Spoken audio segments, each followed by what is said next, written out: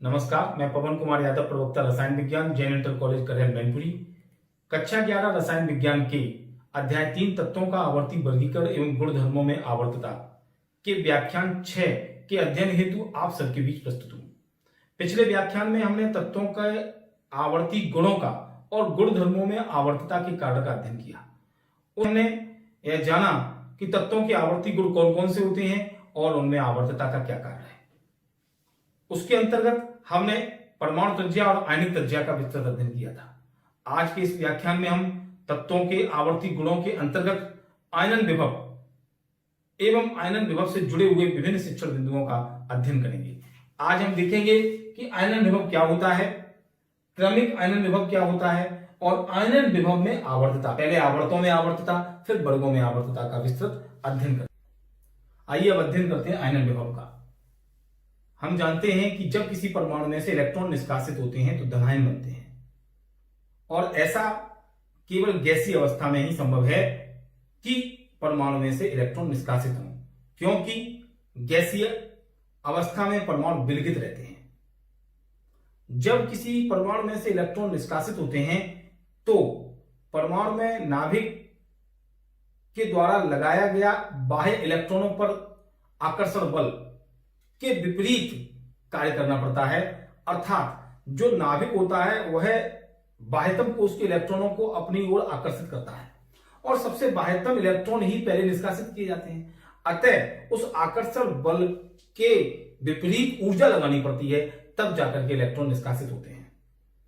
यही ऊर्जा आयनन ऊर्जा या आयनन विभव कहलाती है।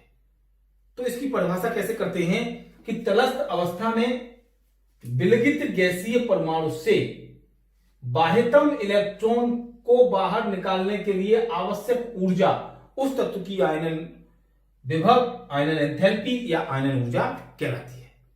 मान लो कोई तत्व X है और वह गैसीय अवस्था में है, तो उसमें से एक इलेक्ट्रॉन निकलने पर, यानी एक इलेक्ट्रॉन निष्कासित हुआ तो उसे दाईं ओर जोड़ दिया तो X प्लस धनायन बनता है। इस स्थिति में क्या हुआ कि अगर मान लो ये X परमाणु ऐसा है और इसका ये रहा नाभिक और ये इसकी दो कक्षाएं हैं, एक कक्षा ये दूसरी ये, तो दूसरी कक्षा में जो ये इलेक्ट्रॉन बाह्यतम कक्षा का है, मान लो उसके पास एक इलेक्ट्रॉन, दो इलेक्ट्रॉन पहली कक्षा में और केवल एक इलेक्ट्रॉन दूसरी कक्षा में है, तो ये जो नाभिक है ये नाभिक सभी इलेक्ट्रॉनों को अपनी ओर आकर्षित करेगा, क्योंकि इन इलेक्ट्रॉनों में और नाभिक में विपरीत आवेश है। नाभिक धनावेशित है, इलेक्ट्रॉन ऋणावेशित है।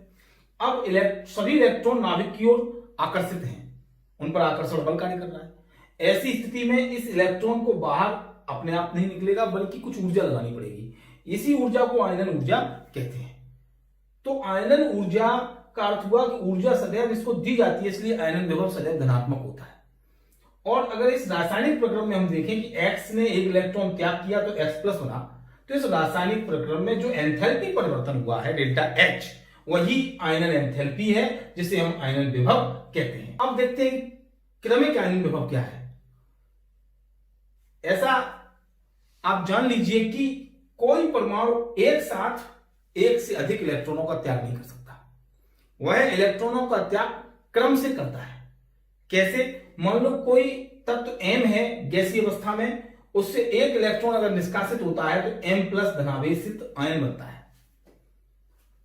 तो M इलेक्ट्रॉन कब निष्कासित हुआ होगा? जब M के नाभिक, यानी इस परमाणु के नाभिक द्वारा लगाए गए आकर्षण बल, इलेक्ट्रॉन बाह्यतम कोश कोई इलेक्ट्रॉनों पर लगाए गए आकर्षण बल के विपरीत ऊर्जा देनी पड़ी होगी, तब जाकर M प्लस धनायन बना होगा। और ठीक, तो जो ऊर्जा देनी पड़ी है या जो आवश्यक ऊर्जा है इस इलेक्ट्रॉन को निष्कासित करने के लिए, उसे प्रथम आयनन विभव कहते हैं। प्रथम आयनन विभव कहते हैं। ठीक, अब इसी धनायन में से अगर हमें दूसरा इलेक्ट्रॉन निकालना है और द्विधनावेशित आयन बनाना है, तो हम क्या करेंगे? इसी धनायन में से पुनः एक इलेक्ट्रॉन निष्कासित करेंगे, मुक्त करेंगे। तो हमें अब क्या होगा, आप देखिए समझना।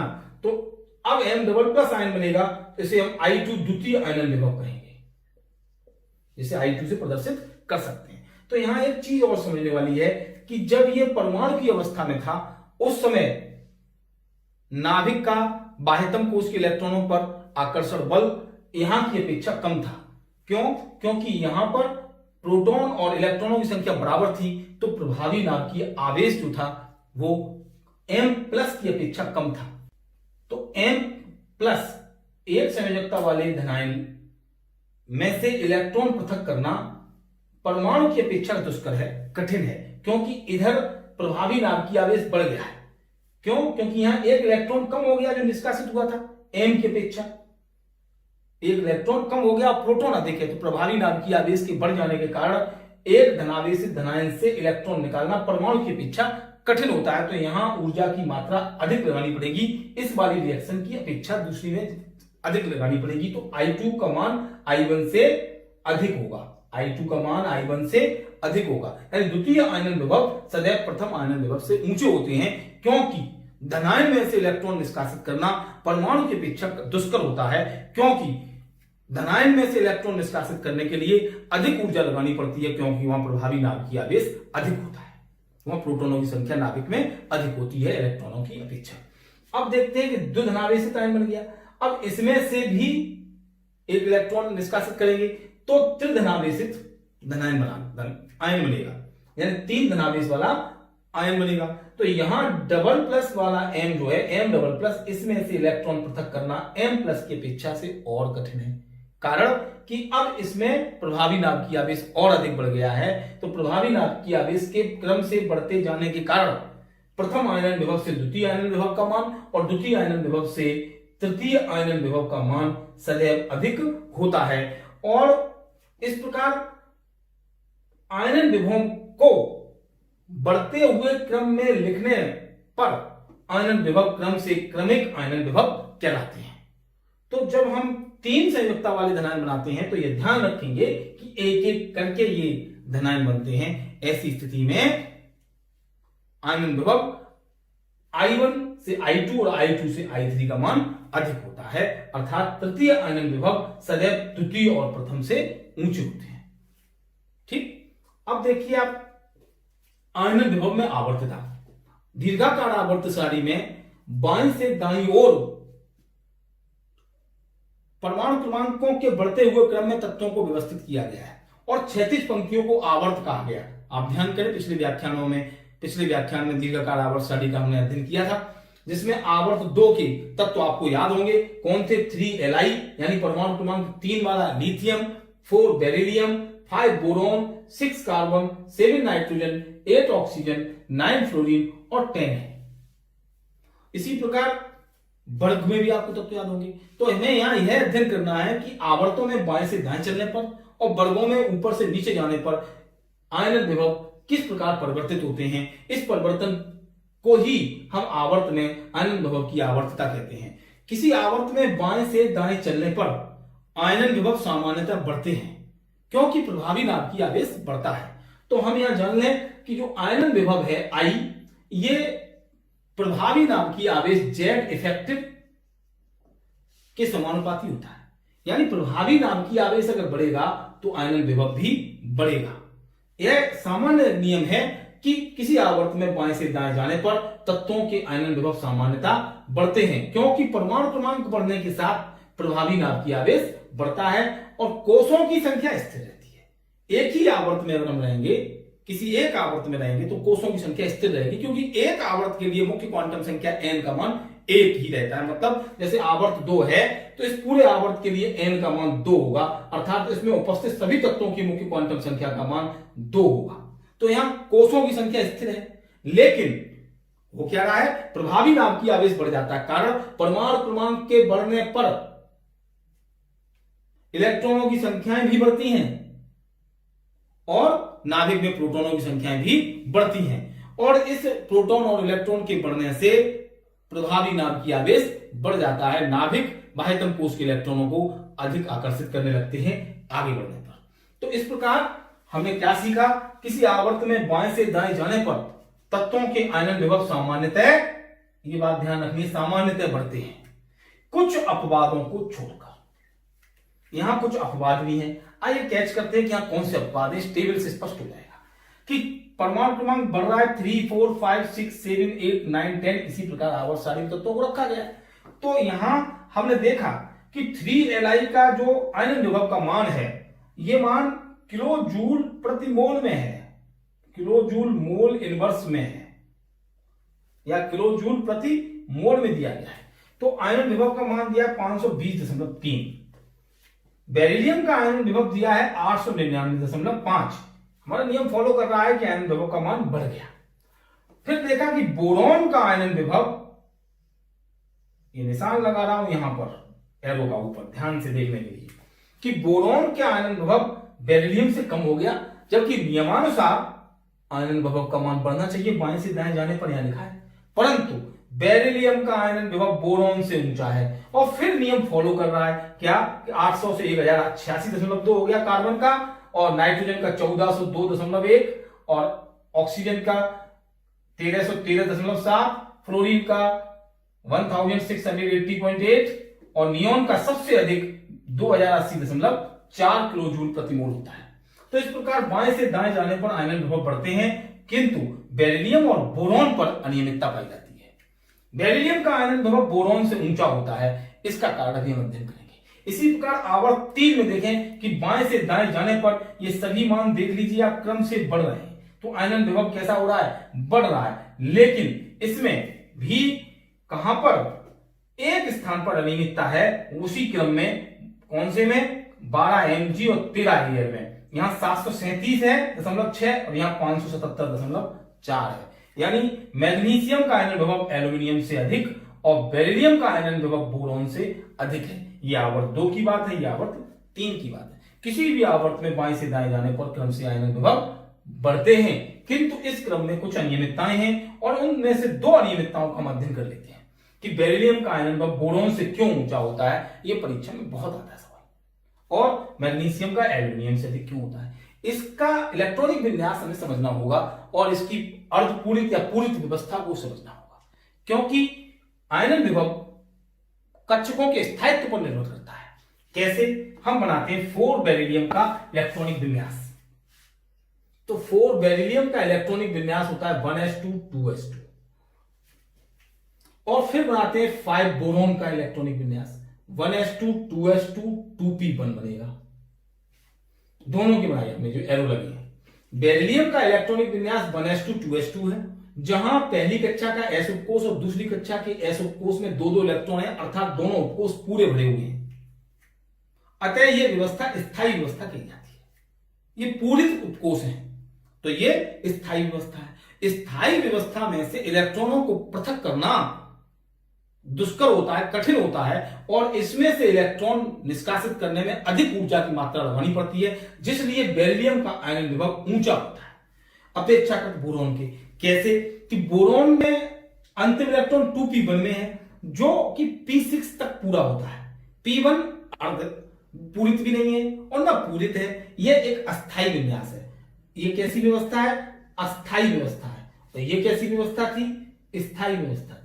स्थायी व्यवस्था में से इलेक्ट्रॉन निकालना कठिन है और अस्थायी व्यवस्था में से इलेक्ट्रॉन निकालना सरल है। ये वैसी बात है, किसी के पास 100 का नोट है तो वह नोट तुड़ाने में परेशानी महसूस करता है, 101 रुपए है तो 1 रुपए वो जल्दी दे देता है। तो इस प्रकार की बात है।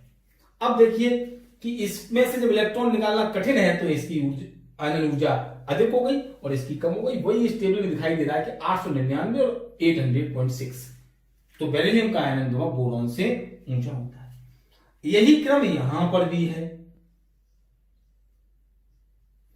क्या, कि नाइट्रोजन का आयनन विभव 1402.1 और ऑक्सीजन का फिर कम हो गया, जबकि बढ़ना चाहिए लेफ्ट टू राइट जाने पर। नियम लिखा है ऊपर कि हम लेफ्ट टू राइट जाते हैं तो प्रभावी नाभिकीय आवेश के बढ़ जाने के कारण आयनन विभव भी बढ़ते हैं, परंतु यहां ऐसा नहीं है। यहां भी नाइट्रोजन का आयनन विभव ऑक्सीजन से ऊंचा है। ठीक, तो हम इसका भी अध्ययन कर लेते हैं क्यों है ऐसा। देखिए यहां कि नाइट्रोजन के लिए 7n बराबर 1s2 2s2 2p3, और 2p3 को हम हुंड के नियम के अनुसार 3 कक्षकों में भर लेते हैं, तो तीनों में एक एक इलेक्ट्रॉन होगा। हम लोग चर्चा कर चुके हैं हुंड के नियम की। क्या हुंड का नियम होता है, पहले अयुग्मित होते हुए सभी कक्षकों में एक एक इलेक्ट्रॉन भरे जाते हैं। जब सभी कक्षकों में एक एक इलेक्ट्रॉन अयुग्मित होते हुए और उनके चक्कर समदेश होते हुए भर जाते हैं, तब हम युग्मन आरंभ करते हैं। तो यहां एक एक इलेक्ट्रॉन तीनों में हो गया। ये px में है, ये पी बाई में है और ये पीजेड में। आप लोग इसका अध्ययन विस्तृत पिछले व्याख्यानों में परमाणु संरचना के अंतर्गत कर चुके हैं। अब हम देखते हैं एक ऑक्सीजन का 1s2 2s2 2p4 हो गया। जब 2p4 हो जाएगा तब हम कक्षक भरेंगे ऐसे, तो एक इलेक्ट्रॉन 2 3 चौथा ही आ गया। अब आप देखें क्या अंतर है। यहां एक अर्धपूरित व्यवस्था है, हाफ फिल्ड। कैसी है? हाफ फिल्ड, अर्धपूरित व्यवस्था है। अर्धपूरित और पूरित व्यवस्था स्थायी कही जाती है। कैसी कही जाती है? स्थायी। तो जब स्थायी व्यवस्था है तो इसमें से भी इलेक्ट्रॉन निकालना कठिन हो जाता है और इसमें से इलेक्ट्रॉन मुक्त कराने में अधिक ऊर्जा की आवश्यकता होती है अपेक्षाकृत ऑक्सीजन के, क्योंकि यहां अर्धपूरित नहीं है, यहां एक इलेक्ट्रॉन इस कक्षक में भी आ गया है। अभी ये दोनों खाली हैं, तो इस इलेक्ट्रॉन को आसानी से निकाला जा सकता है। तो हम ये जान पाए कि हाफ फील्ड और फुल फील्ड उपकोषों में से कठिनता से इलेक्ट्रॉन निकाल पाते हैं, इसलिए उनकी आयनन विभव या आयनन ऊर्जा अधिक होती है अपेक्षाकृत दूसरे परमाणुओं की। तो यहां पे देखा हमने कि नाइट्रोजन और ऑक्सीजन में ही क्रम है। तो आवर्त 2 में हम आयन तत्वों के आयनन विभव का क्रम बनाते हैं। Li और Li से ज्यादा है बोरोन, ये क्रम चेंज हो गया, बोरोन पहले आ गया, फिर है बेरिलियम। तो देख लें आप 520 के बाद हमने 800 ले लिया, फिर 899.5, और बेरिलियम से ज्यादा है कार्बन का, और कार्बन से ज्यादा नाइट्रोजन होना चाहिए पर नाइट्रोजन नहीं है। कौन है पहले? ऑक्सीजन। तो ग्रेटर देन लगाएंगे पहले, ग्रेटर देन ऑक्सीजन, और ऑक्सीजन से ग्रेटर देन नाइट्रोजन, और नाइट्रोजन से ग्रेटर देन फ्लोरीन, और फ्लोरीन से भी ग्रेटर देन नियोन। इसको समझते हैं आप जाके। अक्रिय गैस तत्वों का आयनन विभव किसी आवर्त में सबसे अधिक होता है, क्योंकि अक्रिय गैस तत्वों के सभी कोष पूरे होते हैं या उपकोष पूरे होते हैं। जैसे इसका विन्यास बनाएंगे तो 1s2 2s2 2p6, ये फुल फिल्ड है। ये कैसा है? कंप्लीट पूरी व्यवस्था है। इसमें से इलेक्ट्रॉन पृथक करना दुष्कर है, कठिन है, इसके लिए अधिक ऊर्जा की आवश्यकता पड़ती है, इसीलिए उस ऊर्जा का मान अधिक होता है, इसीलिए ये आयनन ऊर्जा ज्यादा है, आयनन विभव का मान अधिक है नियोन 10 Ne के लिए। तो इस प्रकार यह क्रम आया आवर्त 2 का। ठीक यही बात यहां लागू होती है 12 मैग्नीशियम 13 एल्यूमिनियम में और 15 फास्फोरस और 16 सल्फर में क्रम से। यहां पर हाफ फिल्ड और यहां पर फुल फिल्ड। तो यह प्रश्न का उत्तर हमने आपको बता दिया है कि बोरोन का आयनन विभव बेरिलियम से कम होता है, या बेरिलियम का आयनन विभव बोरोन से अधिक होता है, और नाइट्रोजन का आयनन विभव ऑक्सीजन से अधिक होता है। इसी प्रकार आप इसको समझेंगे और इसको समझेंगे। ठीक, तो हम क्रम बताते हैं कि आवर्त 3 में आयनन विभव का क्रम क्या आएगा, देख लीजिए। पहले आएगा सोडियम, और सोडियम से ज्यादा है आप देख लें मैग्नीशियम, बट मैग्नीशियम से एल्यूमिनियम का कम है, तो हम एल्यूमिनियम पर लिखेंगे। आप लोग इस प्रकार से ध्यान से देख के लिखेंगे एल्यूमिनियम, और फिर एल्यूमिनियम के बाद मैग्नीशियम, और फिर आएगा कौन? सिलिकॉन, और सिलिकॉन के बाद अब सल्फर आएगा। फास्फोरस छोड़ देंगे, सल्फर, फिर फास्फोरस को लेंगे, और फिर लेंगे क्लोरीन, और फिर लेंगे अक्रिय गैस आर्गन को। तो हमारा ये क्रम रहता है आवर्त 3 के लिए तत्वों की आयनन विभव का बढ़ता हुआ क्रम। अब देखते हैं वर्ग में आवर्तता, आयनन विभव की वर्ग में आवर्तता। अब देखते हैं वर्ग में आवर्तता। आयनन विभव वर्ग में कैसे परिवर्तित होते हैं। किसी वर्ग में ऊपर से नीचे जाने पर परमाणु क्रमांक बढ़ने के साथ कोषों की संख्या में वृद्धि होती है। जैसे मान लो वर्ग 1 है, ये यहां पर 1H है तो एक ही कोष होगा, क्योंकि ये पहला आवर्त भी है, तो यहाँ 1 कोष होगा, यहाँ 2 कोष होंगे, यहाँ 3 कोष होंगे, यहाँ 4 होंगे, यहाँ 5 होंगे, यहाँ 6 कोष होंगे, क्योंकि आवर्त 6 है। तो वर्ग में ऊपर से नीचे जाने पर परमाणु क्रमांक बढ़ने के साथ कोषों की संख्या में वृद्धि होती है, अतः बाह्यतम इलेक्ट्रॉन की नाभिक से दूरी बढ़ जाती है। जैसे Li को देखें तो ये Li का परमाणु है, इसमें 2 कोष होंगे, देखिए 2, तो एक पहला कोष, इसमें 2 इलेक्ट्रॉन, और दूसरा कोष ये, इसमें 1 इलेक्ट्रॉन। यहां इस नाभिक से ये रही दूरी। इसकी तुलना में यदि हम सोडियम को बनाए तो सोडियम में 3 कोष होंगे, और सोडियम में 3 कक्षाएं होती हैं। ठीक, तो ये नाभिक ये पहली कक्षा, इसमें 2 इलेक्ट्रॉन होंगे, ये दूसरी कक्षा, इसमें 8 होते हैं, और ये तीसरी कक्षा हो गई, इसमें 1 इलेक्ट्रॉन। तो आप देखिए ये दूरी बढ़ गई क्योंकि तीसरी कक्षा हो गई। तो कोषों के बढ़ जाने से नाभिक से बाह्यतम इलेक्ट्रॉन की दूरी बढ़ जाती है, जिससे प्रभावी नाभिकीय आवेश कम हो जाता है। अब जो नाभिक बाह्यतम इलेक्ट्रॉन पर आकर्षण बल लगा रहा था वो कम हो जाएगा। क्यों? क्योंकि प्रभावी नाभिकीय आवेश कम हो जाता है। उसका कारण है परिरक्षण प्रभाव, क्योंकि आंतरिक इलेक्ट्रॉन स्वतः ही नाभिक के प्रति आकर्षित हो जाते हैं और इस वाले इलेक्ट्रॉन के लिए आकर्षण का मान कम कर देते हैं, जिससे इस इलेक्ट्रॉन पर नाभिक कम आकर्षण बल लगा पाता है, कम आकर्षित कर पाता है, जिससे कि प्रभावी नाभिकीय आवेश, इसका कारण है प्रभावी नाभिकीय आवेश का कम हो जाना। अतः आयनन विभव घटता है। तो प्रभावी नाभिकीय आवेश कम हो जाता है तो आयनन विभव घटता है। क्यों? क्योंकि हम लोग पढ़ चुके हैं आई समानुपाती जेड इफेक्टिव। प्रभावी नाभिकीय आवेश बढ़ेगा तो आई बढ़ेगा, प्रभावी नाभिकीय आवेश घटेगा तो आई घटेगा। तो यहां प्रभावी नाभिकीय आवेश कम हो गया तो आयनन विभव घट गया। दूसरा एक और फॉर्मूला आप लोग सीख लीजिए कि आई समानुपाती 1/r। ये आर आयन की हो सकती है चाहे परमाणु की हो सकती है, यानी कि अगर आर से मतलब यहां आकार का भी लगा लिया, साइज, त्रिज्या का मतलब आकार। अगर आकार बढ़ेगा तो आयनन विभव घटेगा। तो यहां आकार बढ़ रहे हैं, कोष बढ़ रहे हैं तो आकार बढ़ रहे हैं तो आयनन विभव घटेगा। तो यहां दो बातें आपको ध्यान रखनी है, एक तो आई समानुपाती 1/r और दूसरा आई समानुपाती जेड इफेक्टिव। दोनों ही बातों से आप आई का अंदाजा लगा सकते हैं। आई से मतलब है आयोनाइजेशन पोटेंशियल, आयोनाइजेशन एनर्जी, आयनन विभव। तो हमने क्या सीखा? किसी वर्ग में ऊपर से नीचे जाने पर तत्वों के आयनन विभव परमाणु क्रमांक बढ़ने के साथ साथ घटते हैं, क्योंकि प्रभावी नाभिकीय आवेश कम हो जाता है और परमाणुओं का आकार बढ़ता है, अर्थात परमाणुओं के कोषों में वृद्धि होती है। देखिए कैसे, यहां 1H3Li क्रम से लिखे 11 Na 19 के 37 रुबिडियम और 55 सीजियम वर्ग 1 के तत्व। इनके आयनन विभव किलो जूल प्रति मोल में ये लिखे हुए हैं। 1312 देखिए आप घट रहे हैं, 520.3, 495.8, 418.9, 403 और 374.5 मान क्रम से ये घटे। तो ये बात हमारी ठीक से होती है। दूसरा इधर देखें वर्ग 2 में, यहां भी यही बात है कि ऊपर से नीचे जाने पर तत्वों के आयनन विभव क्रम से कम होते हैं। तो इस प्रकार आयनन विभव में हमने आवर्तता को जाना और आयनन विभव को सीखा। तो आज के इस व्याख्यान में हमने आयनन विभव, क्रमिक आयनन विभव में आवर्तता, पहले आवर्तों में आवर्तता फिर वर्गों में आवर्तता का विस्तृत अध्ययन किया। हमने सीखा कि आयनन विभव आवर्तों में किस प्रकार बढ़ता है और घटता है, तब वर्गों में किस प्रकार परिवर्तित होता है। उसी के आधार पर आपको कुछ गृह कार्य दे रहा हूं जिसे आप अपनी उत्तर पुस्तिका पर करेंगे। हमें यह भी आशा है कि आपके इस व्याख्यान के द्वारा आयनन विभव अच्छे से समझ में आया होगा। आप दीक्षा ऐप को जरूर प्ले स्टोर से डाउनलोड करें और सभी अध्यायों का उससे विस्तृत अध्ययन करें। माध्यमिक शिक्षा विभाग के यूट्यूब चैनल पर वीडियोज को बार बार देखें और विषय वस्तु को समझें। गृह कार्य आप अपनी उत्तर पुस्तिका पर करेंगे, जिसके प्रश्न इस प्रकार हैं। फास्फोरस का प्रथम आयनन विभव ऑक्सीजन से ऊंचा होता है क्यों? तो इसमें आप 15P फास्फोरस का होता है और 16S सल्फर, यानी 15 फास्फोरस का परमाणु क्रमांक है और 16 सल्फर का परमाणु क्रमांक है।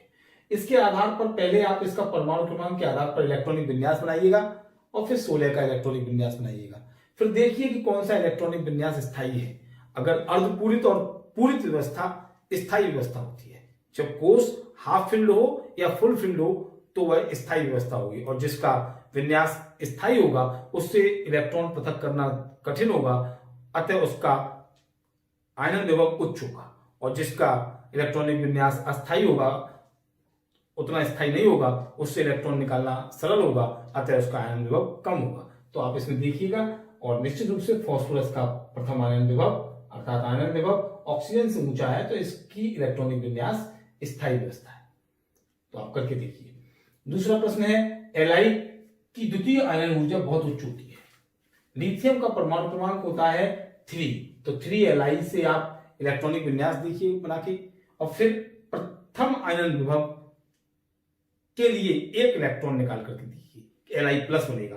फिर Li प्लस में से दूसरा इलेक्ट्रॉन निकालेंगे, तो कौन सा विन्यास है Li प्लस का, उसमें से दूसरा इलेक्ट्रॉन निकालेंगे तो क्या प्रभाव पड़ेगा। थोड़ा सा इसको हम हिंट दे देते हैं कि ये नया क्वेश्चन है। कि जब L3 का हम परमाणु क्रमांक बनाते हैं 3Li का जब इलेक्ट्रॉनिक विन्यास बनाते हैं तो 1s2 2s1 बनता है। तो Li में से यदि हम एक इलेक्ट्रॉन निष्कासित करेंगे तो Li प्लस बनेगा। यहां पर I1 है प्रथम आयन विभव। अगर हम अब Li प्लस में से जब इलेक्ट्रॉन निकालेंगे तब द्वितीय आयन विभव होगा। तो Li प्लस का विन्यास कैसा होगा, ये वाला एक इलेक्ट्रॉन तो निकल गया ये वाला, तब Li प्लस बना। तो Li प्लस का विन्यास हो जाएगा 1s2 जो हीलियम की तरह है, जो कि एक स्थायी व्यवस्था हो गई। उपकोष पूरा हो गया, एस उपकोष फुलफिल्ड हो गया। तो इसमें से इलेक्ट्रॉन पृथक करना बहुत दुष्कर हो जाएगा। इसलिए Li प्लस के बाद यानी Li प्लस, अब अगर इलेक्ट्रॉन एक और निकालेंगे तब बनेगा Li डबल प्लस, यहां होगा I2। तो क्या कारण है कि I1 की अपेक्षा I2 बहुत अधिक है, I1 की अपेक्षा I2 बहुत अधिक है। इसका कारण अब आपको शब्दों में लिखना है, मैंने आपको थोड़ा हिंट दे दी। इस चीज को लिखने के बाद इसको आप समझाइए का मतलब हुआ, इसको आप शब्दों में बांध करके लिखेंगे। तो ये आपके दो प्रश्न हैं। तो इस प्रकार आपने आज आयनन विभव और उससे संबंधित विभिन्न विषय वस्तुओं को सीखा।